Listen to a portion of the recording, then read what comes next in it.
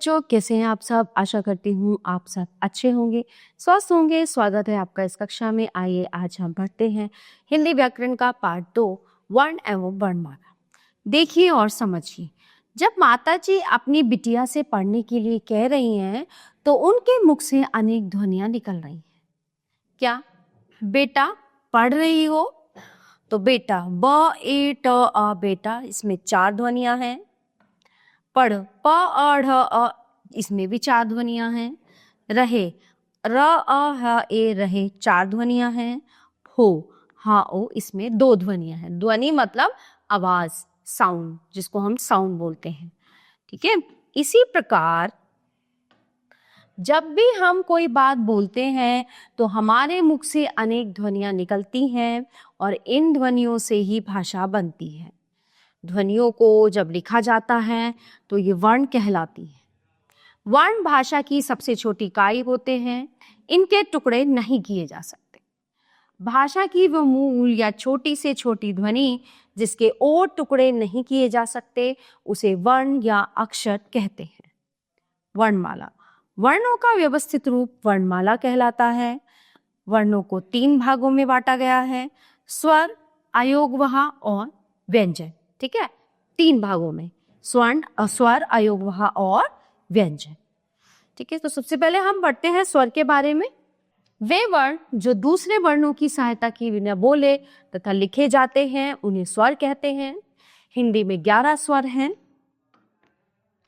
आ यहाँ से लेके औ तक। औ से अनार, आ से आम, छोटी से इमली, बड़ी से ईंट, छोटे उसे उल्लू, बड़े उसे ऊन, रे से ऋषि, ए से एडी, आई से ऐनक, ओ से ओखली, औ से औरित।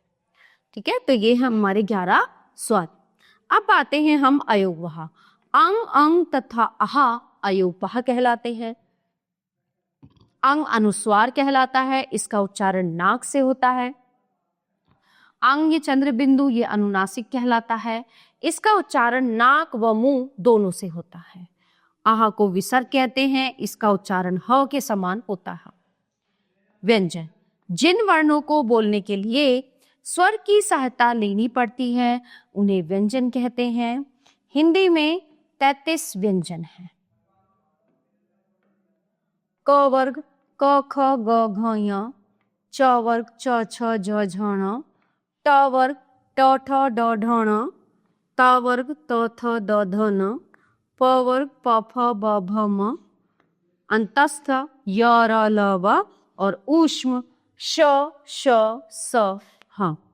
ठीक है, और इनमें 2 है अतिरिक्त व्यंजन, ड़ और ढ। ड और ड। विशेष स्वर रहित व्यंजन जिन व्यंजनों में स्वर नहीं होता हलंत लगाकर लिखे जाते हैं। क ख ग घ ण आदि सभी व्यंजनों में अस्वर लगा होता है।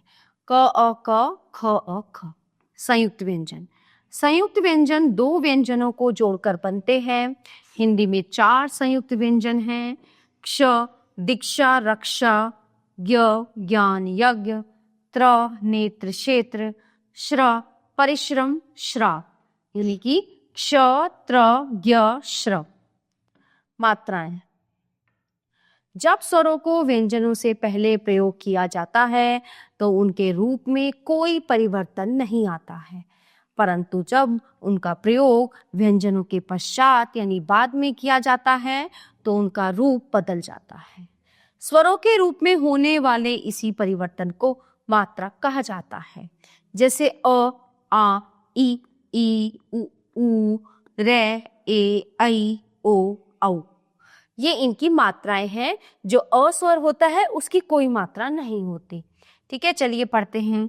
क, का, की, कु, जू, म्र, थे, मैं, सो, कौ, यानी कि कमल, कलम, अनार, अमर, काला, माला, आम, आज, किला, खिला, इमली, इत्र, कील, रील, ईक, ईद, कुली, कुम्हार, उपवन, उपकार, झूला, सूखा, ऊन, ऊंट, मृग, नृप, ऋषि, ऋषभ, ठेला, मेला, एडी, एक, मैना, मैला, ऐनक, एरावत, सोना, रोना, ओखली, ओझल, कौवा, नौका, औरत, औकात।